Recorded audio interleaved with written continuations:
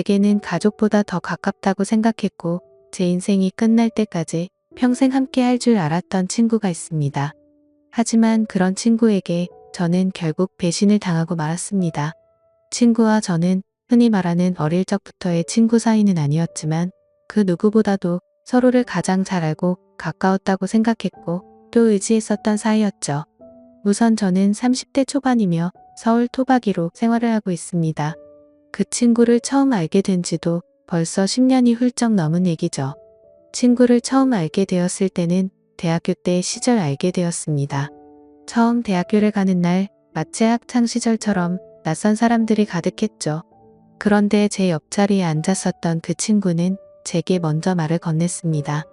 자신은 어릴 때부터 제주도에서 자라서 낯선 환경이라 저에게 잘 부탁한다고 하더라고요. 근데 저도 서울에 살았을 뿐이지 여기 있는 모든 게 다 낯설고 부담스러운데 이런 부탁을 하니 뭔가 부담스럽긴 했지만 반갑기는 하더라고요. 근데 그 친구의 성격은 그렇게 타고난 사람이었죠. 처음 보는 사람에게도 아무렇지 않게 다가가는 그런 성격의 친구였습니다. 그때 당시에는 저도 너무 부담스러운 자리였기에 말을 걸어주니까 고마웠습니다.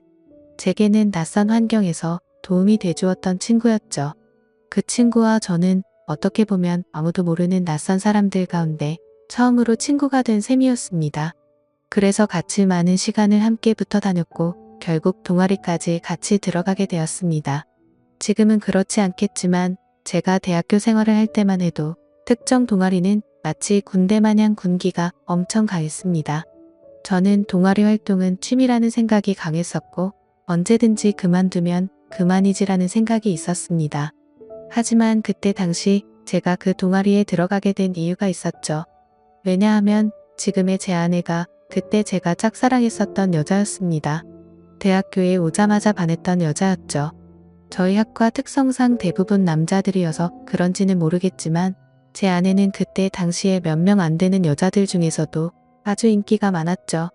지금에서야 하는 말이지만 저 말고도 고백을 많이 받았다고 했던 걸 들었습니다. 아무쪼록 저는 신입생 환영회에서 제 아내를 처음 만나게 되었고 예쁜 외모에 밝고 털털한 성격에 첫눈에 반하게 되었습니다. 그래서 가까이 지내고 싶었고 매일 같이 보고 싶었죠. 하지만 평상시에 마주치고 싶어도 잘 보이지가 않더라고요. 그래서 저는 도대체 왜 잘 보이지가 않나 싶어서 원인을 찾아봤습니다. 알고 보니 제 아내는 학과 생활보다도 동아리에 더 뜻이 깊었던 건지 수업 시간 외에는 늘 동아리에 있더라고요. 그래서 잘 보이지 않는 이유가 동아리 때문이란 걸 알게 된 후로 저는 그 동아리에 가입을 하게 되었습니다. 근데 제 친구도 제가 가입한 동아리를 따라서 가입하더라고요. 그때는 단순히 저를 따라서 가입한 걸로만 알고 있었습니다. 그것도 10년이 넘게 그런 생각을 갖고 있었던 거죠. 그때 당시에는 많은 게 즐거웠습니다.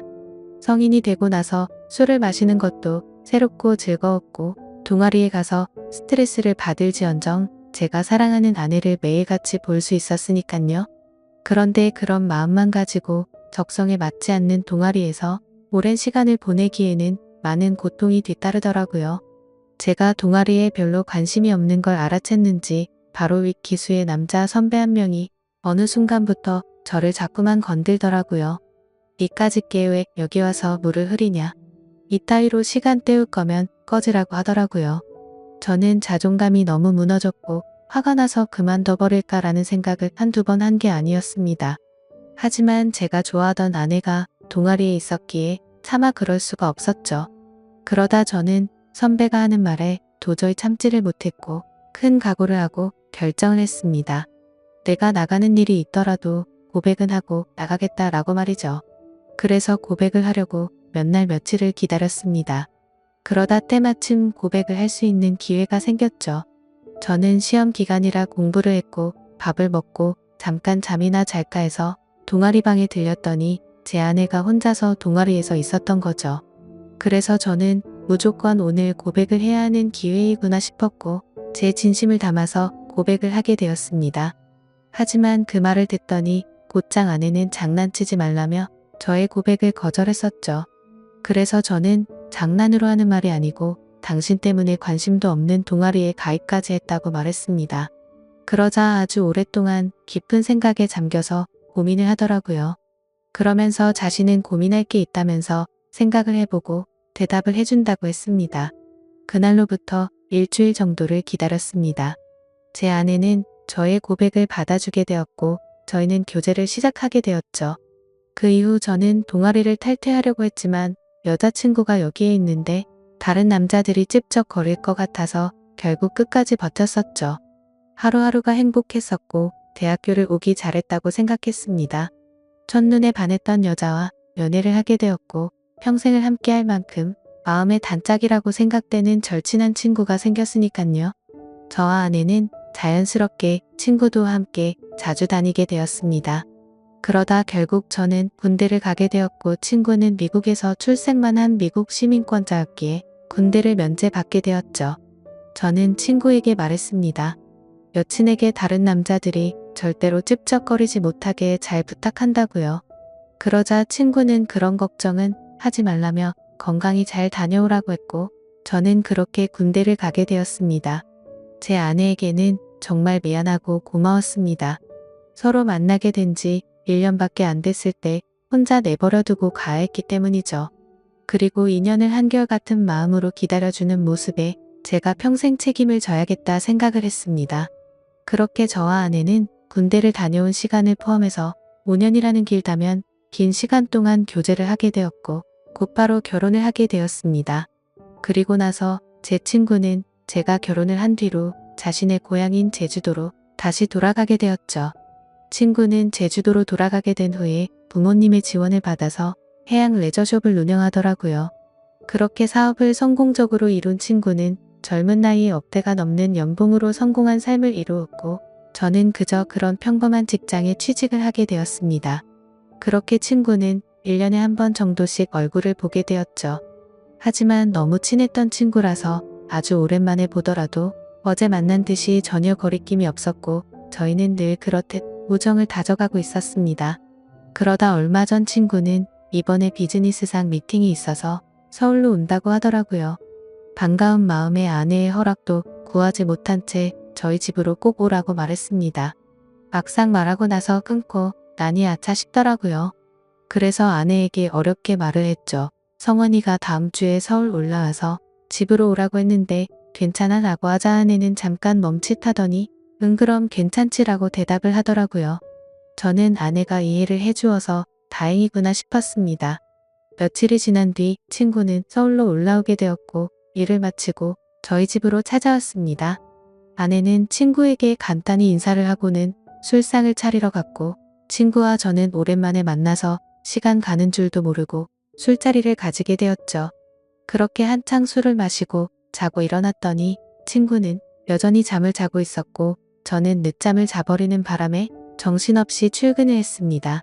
그리고 나서 퇴근을 하고 집으로 들어갔더니 친구와 제 아내가 마주 앉아서 밥을 먹고 있더라고요. 저는 친구에게 내려간 줄 알았더니 아직 안 갔어? 라고 묻자 친구는 아직 일이 덜 끝나서 며칠만 더 있다가 간다고 하더라고요. 그러자 아내는 서울에 아는 사람도 없고 여기에 친구가 있는데 굳이 딴 데 가지 말고 저희 집에서 머물러도 된다고 말하더군요. 친구는 너무 민폐가 아니냐며 괜찮냐고 하는데 뭐라고 하겠습니까? 아내도 괜찮다고 하는데 친구가 되어가지고 다른데 가서 자라고 할 수도 없었죠. 저도 네가 괜찮으면 여기에서 지내도 된다고 했고 친구는 곧바로 고맙다고 대답을 했습니다. 아내는 저도 앉아서 같이 밥 먹자며 밥을 차려주는데 뭔가 기분이 이상하더군요. 열심히 일하고 집에 들어왔더니 아무리 친구라지만 아내와 단둘이서 밥을 먹고 있다는 게 찜찜했습니다. 하지만 제가 너무 과하게 생각하는 거 아닌가 싶어 그냥 그러려니 할 수밖에 없었죠. 옷을 갈아입고 식탁에 앉으니 비싼 한우가 놓여져 있었고 온갖 음식이 푸짐히 차려져 있더라고요. 저는 아내에게 이게 뭐냐고 묻자 친구가 대답하더라고요. 제 아내가 먹고 싶어 해서 아까 같이 장 보다가 자기가 샀으니 부담 갖지 말아달라고 했습니다. 그래서 둘이 같이 장도 보러 갔다 왔냐고 묻자 친구는 술도 끼고 산책도 할 겸 같이 다녀왔다고 하더군요. 아무리 친한 친구라도 그렇지 이건 아니다 싶었고 그때부터는 기분이 좋지가 않았습니다. 그리고는 그날은 평소에 술은 입에도 대지 않던 아내도 합세하여 셋이서 술을 마시게 되었죠. 어느 정도 술이 들어가자 갑자기 아내는 친구에게 온갖 칭찬을 하더군요. 어떻게 너는 나이가 먹어도 아직도 예전 그 모습 그대로냐며 섬에 살아서 그런지 피부도 까무잡잡한 게 왜 이렇게 몸이 좋냐며 묻더라고요. 그러자 친구는 만져볼래?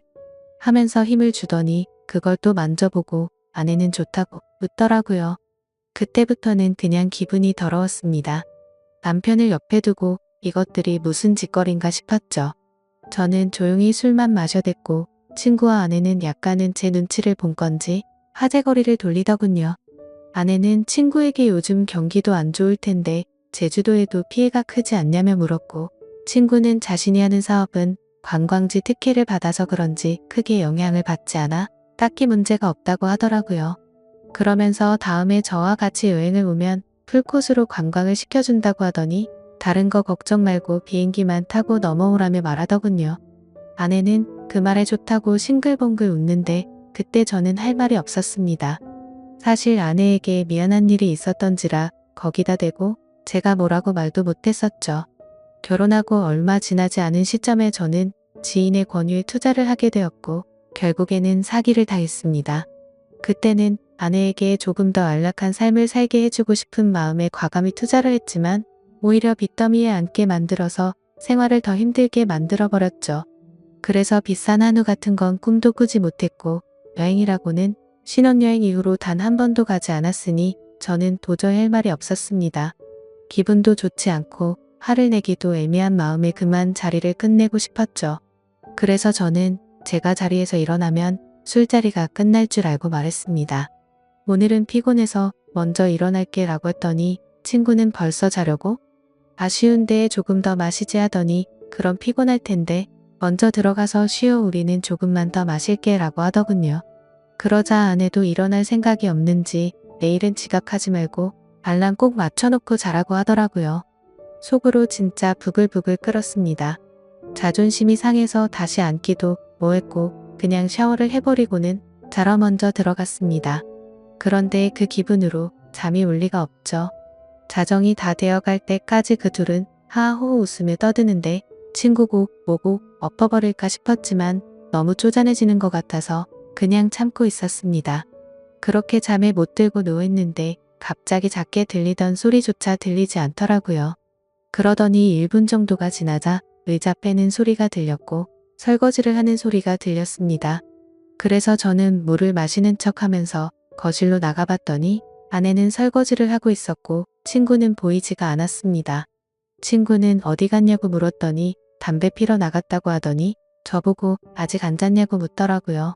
저는 목이 말라서 잠이 깼다며 물을 마시고 방으로 들어갔고 아내는 설거지를 끝마치고는 방으로 들어오더군요. 그날 밤 저는 자는 둥 마는 둥 너무 짜증이 나서 잠을 뒤척였고 다음날 굳이 자고 있는 친구를 깨워서 집 밖으로 데리고 나왔죠. 친구에게는 거짓말이라도 해서 내보내야 되겠다 싶어서 말했습니다. 진짜 미안한데 아무래도 아내가 조금 불편해하는 것 같다고 했더니 친구는 아 그랬구나. 내가 너무 눈치가 없었지 라며 미안하다고 하더군요. 그러더니 어차피 오늘 저녁에 내려가려고 했다면서 미팅 다녀와서 저녁에 들어올 것 같은데 그때 짐 챙겨서 나간다고 하더라고요. 저는 그래서 오늘 나도 외부 미팅이 있어서 저녁에 얼굴은 못 볼 것 같다고 했습니다. 항상 미팅 끝나고 술자리를 하는 자리라 늦을 것 같은데 조심히 내려가라고 미리 작별 인사를 했습니다. 그렇게 인사를 마치고 친구는 미팅이 있다면서 택시를 타고 갔고 저도 회사로 출근을 했습니다. 그런데 괜히 쓸데없이 늦게 들어간다고 말한 것 같아서 계속해서 찜찜하더라고요. 오늘 외부 미팅을 갔다가 술자리를 가지면 절대로 빠질 수가 없는 자리였기 때문이죠. 그러면서 어제 아내와 친구가 나눴던 대화도 다시 떠올랐고 차마해선 안 될 상상까지 들더라고요. 그런 말도 안 되는 상상을 하다 보니 제 정신이 아니었던 건지 집에다가 카메라라도 설치해야겠다 싶었습니다. 이미 온갖 더러운 생각을 가진 저는 밥 생각도 없었고 점심시간을 이용해서 초소형 카메라를 사서 집으로 갔습니다. 아내는 항상 그 시간에는 운동을 가는 시간이라 집은 역시나 비워져 있더라고요. 저는 얼른 안방에 카메라를 설치했고 다시 회사로 돌아갔습니다. 그렇게 저녁이 되었고 친구와 아내에게 연락을 했습니다. 친구는 지금 미팅이 일찍 끝나서 비행기를 타러 간다며 다음에 보자고 대답을 했고, 아내는 친구 배웅해주고 집에서 쉬고 있다고 대답을 하더라고요. 그래서 저는 내가 너무 제정신이 아니었구나 생각을 하면서 괜히 쓸데없는 돈 썼네 싶었습니다. 그렇게 저는 외부 미팅을 갖고 술자리를 마친 뒤에 집으로 들어갔습니다. 항상 그 자리는 만취 상태가 될 때까지 마시는 자리였기에 그날도 저는 만취 상태가 되어 있었죠. 집으로 들어가 보니 친구는 없었고 그 정신없는 와중에도 뭔가 찜찜한 기분이 풀린 것 같고 좋더라고요. 그렇게 저는 침대에 눕자마자 곧바로 잠이 들었고 아침에 일어나자마자 또 정신없이 출근을 했습니다. 그렇게 하루 종일 일을 하고 있다가 아차 싶더군요. 어제 설치한 카메라를 회수 못한 게 생각이 났던 거죠. 혹시라도 아내가 알아차리면 엄청나게 큰 싸움으로 번질 것 같아서 퇴근하자마자 빨리 치워야겠다라고 생각을 했습니다. 그래서 저는 퇴근하자마자 곧장 집으로 들어갔더니 아내가 집에 없더군요. 아내에게 전화를 했지만 받지를 않았고 어디 갔냐고 카톡을 보냈지만 답장이 없더라고요. 그래서 일단 아내가 들어오기 전에 카메라를 치워야겠다 싶어서 뺐습니다. 근데 아내는 2시간이 넘도록 전화도 오지 않고 카톡 답장도 오지가 않았습니다. 슬슬 짜증이 나기 시작했고 진짜 아내가 바람이라도 났나 싶었죠. 그래서 저는 갑자기 카메라 생각이 번뜩 났고 저장된 영상을 돌려봤습니다. 근데 정말 너무 충격적인 장면들이 그대로 녹화되어 있더군요. 제가 카메라를 설치하고 집 밖으로 나간 지 2시간 정도가 지나자 남자 여자 목소리가 들려오더니 제 아내와 친구는 방으로 키스를 하면서 들어왔습니다. 정말 그 모습을 보는 순간 바로 욕이 튀어나왔고 소리를 질러댔습니다. 그 둘은 자연스럽다는 듯이 제 침대에 누워서 스킨십을 하는데 너무 역겨워서 도저히 보질 못하겠더군요. 그래서 빨리 감기로 넘겨버렸고 오늘 날짜로 찍힌 영상을 봤더니 제주도로 내려갔다던 친구놈이 또 아내와 제 방으로 들어오는 겁니다. 너무 큰 충격을 받아서 할 말이 없고 생전 처음으로 눈물이라는 걸 흘렸습니다. 슬퍼서 우는 게 아니라 분노가 극도로 치밀어 오르다 보니 눈물이 난다란 걸 깨달았죠. 그러면서 제가 퇴근하기 1시간 전쯤 남편이 들어올 수도 있을 것 같다면서 계속 같이 붙어 있고 싶은데 아쉽다고 하더니 나가서 같이 있자고 하더니 화면에서 사라졌습니다. 제가 그 영상을 보는 중에도 제 아내는 친구놈과 밖에 나가서 같이 붙어 있었던 거였죠. 저는 그래서 바로 친구놈에게 전화를 했습니다. 역시나 전화를 받지 않더군요. 근데 아내와 달리 몇 통을 걸었더니 전화를 받더라고요. 저는 침착하고 물었습니다. 제주도에 조심히 잘 내려갔냐고 물었죠. 그러자 친구는 잘 내려왔지. 그게 그렇게 궁금해서 전화를 이렇게 몇 통씩이냐고 했냐고 묻더군요. 그 말을 듣고 있는데 아내에게서 카톡이 바로 오더군요. 친구랑 오랜만에 만나서 영화를 보고 있다고 거짓말을 아주 자연스럽게 하더라고요. 카톡을 보자마자 더 이상 저는 분노를 참을 수가 없었고 곧바로 욕을 했고 소리를 질렀습니다. 네가 내 친구라는 놈이 어떻게 내 아내랑 바람을 필 수 있냐고 했죠. 그놈은 당황하면서 무슨 소리냐며 무슨 근거로 그런 말도 안 되는 소리를 하냐고 하더라고요. 저는 그래서 내가 전에 집에 도둑 들 것 같아서 카메라 설치해놨는데 이건 몰랐냐고 욕을 하니까 갑자기 아무 말이 없더니 전화를 끊더군요. 아내도 곧바로 카톡이 더 이상 오지 않았고 2명 다 전화물 카톡이며 제 연락을 무시하고 받지를 않고 폰을 꺼버렸습니다. 이게 바로 며칠 전에 벌어진 말도 안 되는 상황입니다. 어떻게 이런 일이 벌어질 수가 있는지 너무 충격적이어서 말도 제대로 나오지를 않습니다. 이미 장인 장모님께 연락해서 있는 사실 그대로를 말한 상태이고요. 더 웃긴 건 친구놈은 죄다 거짓말 투성인 정신나간 놈이었습니다. 친구놈이 운영하고 있다는 해양 레저숍의 연락처를 알아내서 전화를 해보니 전화가 되지 않더라고요. 그래서 저는 로드뷰를 이용해서 그 위치를 찾아냈고 근처에 있는 가게에 연락을 해서 물어봤습니다. 정말 죄송한데 제가 급한 일이 있어서 그런데 그쪽 옆에 있는 해양 레저숍 혹시 문을 열었냐고 했더니 이미 폐업한 지 몇 달이 됐다고 하더라고요. 그리고 너무 답답한 마음에 대학 시절 같이 알던 친구에게 연락을 했더니 결국 설렜는데 그 둘이 사고를 칠 것 같더니 일을 냈구나라고 말하더군요. 무슨 말이냐고 물어보니 제가 군대에 갔을 때도 이 둘은 매일 같이 붙어 다녔다고 하더라고요. 그래서 주변에서 이상하게 보긴 했지만 딱히 스킨십을 하고 이랬던 건 아니었고 제가 있을 때도 셋이서 자주 다녔기에 그냥 친구 사이로 같이 다니는구나 했답니다. 도대체 어떻게 사람이 이런 거짓말을 아무렇지 않게 할 수가 있을까요? 아내는 그 친구놈의 재력이 부러워서 정신이 나갔던 건지 아니면 대학 시절부터 그놈에게 마음이 있었던 건지 알 수가 없고 이제는 알고 싶지도 않네요. 아무튼 이것들을 용서할 생각은 절대로 없고 연락이 되는 대로 곧바로 모든 사실을 알려주고는 이혼을 하려고 합니다. 혹시라도 더 큰 복수를 할 수 있는 방법은 없을까요? 정말 손이 덜덜 떨리고 너무 열이 받아서 속 시원하게 복수를 하고 싶은 심정입니다. 너무 흥분해서 쓴 글이라 엉망진창인데 읽어주셔서 감사합니다.